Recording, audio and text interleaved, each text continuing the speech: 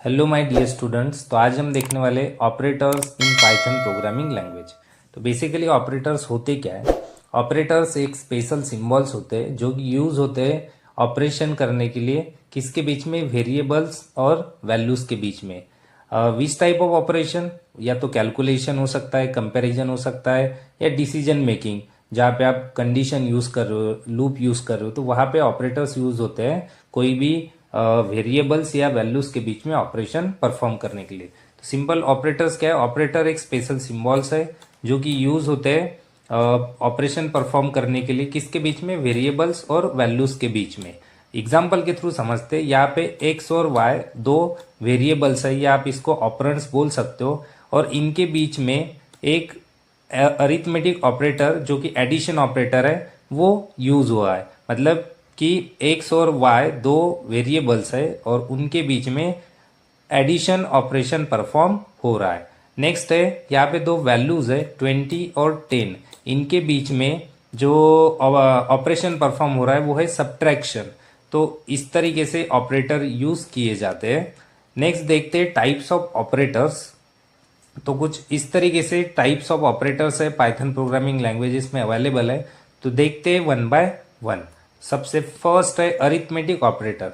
Arithmetic operator जो है वो बेसिकली यूज होते हैं मैथमेटिकल ऑपरेशन परफॉर्म करने के लिए, जैसे कि एडिशन हो गया, सब्ट्रैक्शन हो गया, मल्टीप्लिकेशन हो गया, डिवीजन हो गया, या मॉडुलस हो गया, या एक्सपोनेंशिएशन हो गया, या फ्लोर डिवीजन। तो आइए इसे समझते एग्जाम्पल के थ्रू। तो सिंपली यहाँ पे दो वेरिएबल डिफाइन किए हैं ए और बी, और ए वेरिएबल को वैल्यू असाइन की गई है 10 और बी वेरिएबल को वैल्यू असाइन की गई है 3। अब फर्स्ट हम देख रहे हैं एडिशन परफॉर्म करने के लिए, और एडिशन परफॉर्म करने के लिए ये जो एडिशन जो है प्लस, ये ऑपरेटर यूज किया जाता है। तो सिंपली ए और बी दो वेरिएबल्स है और इनके बीच में ऑपरेशन परफॉर्म हो रहा है जो कि है एडिशन है। तो ए की वैल्यू क्या है? 10 है, और बी की वैल्यू क्या है? 3 है। तो 10 + 3 आपका आउटपुट में मिल जाएगा 13। नेक्स्ट है सब्ट्रैक्शन, ए माइनस बी, मतलब 10 - 3, तो आपका आउटपुट में मिल जाएगा 7।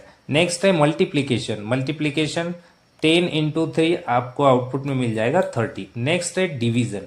डिवीजन और फ्लोर डिवीजन, इनके बीच में डिफरेंस इतना ही है कि जब भी आप डिवीजन परफॉर्म करोगे तो डिवीजन के लिए ऑपरेटर यूज होता है स्लैश। तो ये जब भी आप डिवीजन करोगे तो डिवीजन में जो एक्चुअल वैल्यू है वो आपको आउटपुट विंडो में दिखेगी। तो यहाँ पे 10 / 3 करेंगे तो एक्चुअल जो आउटपुट है वो 3.335 तक है। अगर आपको कोई इंटीजर वैल्यू चाहिए ओनली, मतलब डेसिमल के बाद में जो वैल्यूज है, जो डेसिमल के बाद जो ये वैल्यूज है ये आपको आउटपुट विंडो में नहीं चाहिए, तो उस टाइम पे आपको हमेशा यूज करना है फ्लोर डिवीजन। फ्लोर डिवीजन जो है वो आपको एक इंटीजर वैल्यू में जो भी रिजल्ट है वो रिटर्न करता है, और इसका जो ऑपरेटर है वो है डबल स्लैश। तो जब भी आप फ्लोर डिवीजन करना चाहोगे तो उस टाइम पे आपको डबल स्लैश यूज करना है।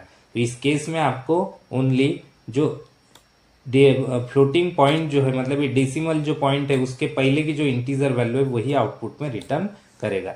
नेक्स्ट है मॉडुलस। मॉडुलस जो है ये आपको रिमाइंडर जो है, जब भी आप डिवीजन परफॉर्म करोगे और जो रिमाइंडर जो है वो रिमाइंडर रिटर्न करता है ये मॉडुलस ऑपरेटर। तो मॉडुलस ऑपरेटर यहाँ पे ए मॉडुलस बी की है, तो रिमाइंडर हमें मिला है 1। नेक्स्ट है एक्सपोनेंशियल। एक्सपोनेंशिएशन ये जो है ये हमेशा पावर के लिए यूज होता है। मतलब इस केस में ए ** बी है, इसका मतलब ये किस तरीके से एग्जीक्यूट होगा? ए की वैल्यू क्या है? 10 है, तो ये 10 देन ** और बी की वैल्यू क्या है? 3 है, तो ये जो बी की वैल्यू है ये हमेशा उसके पावर में जाएगी। तो इसको आप अगर एग्जीक्यूट करोगे तो क्या हो जाएगा? 10 × 10 × 10, मतलब ये क्या हो जाएगा? 1000। तो इस तरीके से ये एग्जीक्यूट होगा। तो आई होप कि आपको अरिथमेटिक ऑपरेटर, सारे के सारे ऑपरेटर्स आपको समझ में आ गए होंगे। Addition, subtraction, multiplication, division, floor division और एक्सपोनेंशिएशन और मॉडुलस। नेक्स्ट ऑपरेटर जो है वो है कंपैरिजन ऑपरेटर। कंपैरिजन ऑपरेटर को ही रिलेशनल ऑपरेटर बोला जाता है, और ये जो ऑपरेटर है उसका यूज जो है वो कंपेयर करता है दो वैल्यूज के बीच में।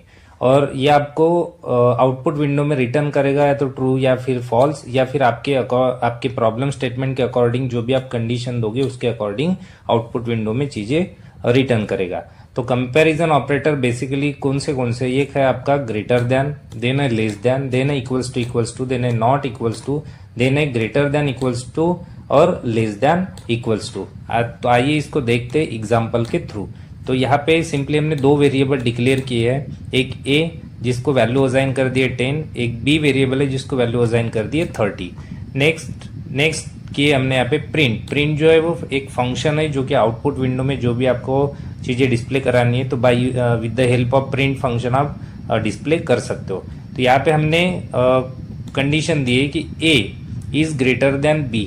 अगर ए ग्रेटर देन बी है तो ए की वैल्यू क्या है 10 ग्रेटर देन 30 है क्या, बी की वैल्यू कितना है 30, तो 10 ग्रेटर देन 30 है क्या, तो क्या है ये गलत हो जाएगा, तो आपका आउटपुट में मिलेगा फॉल्स। नेक्स्ट है A is less then B, तो ए की वैल्यू क्या है 10 इज लेस देन 30, तो ये क्या है आपका आउटपुट में ट्रू मिल जाएगा। नेक्स्ट है A equals to operator, A equals to B, तो ए की वैल्यू क्या है 10 है, बी की वैल्यू क्या है 30 है, तो 10 इक्वल्स टू 30 क्या हो जाएगा आपका आउटपुट में मिल जाएगा फॉल्स। नेक्स्ट है A is not equals to B, बराबर है, तो 10 इज नॉट इक्वल्स टू 30, तो आपका आउटपुट में मिल जाएगा ट्रू।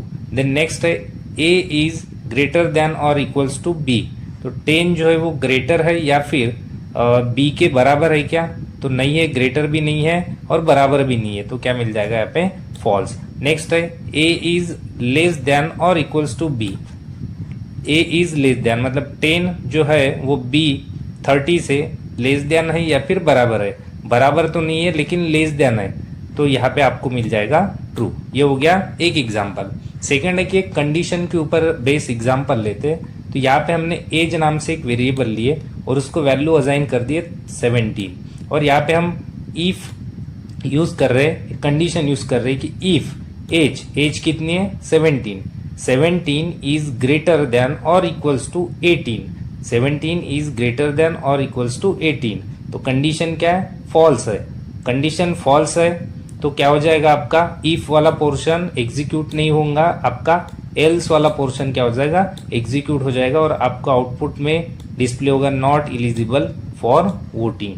अगर इन केस एज की वैल्यू सपोज अगर 25 होती या फिर अगर 18 होती, तो सपोज मान के चलो कि एज की वैल्यू क्या है 18 है, तो कंडीशन क्या होती 18 इज ग्रेटर देन और इक्वल्स टू 18 से ग्रेटर तो नहीं है लेकिन बराबर है, तो यहाँ पे कंडीशन क्या हो जाती ट्रू हो जाती और आपका आउटपुट विंडो में डिस्प्ले होता एलिजिबल फॉर वोटिंग। तो इस तरीके से कंपैरिजन ऑपरेटर्स यूज होते हैं।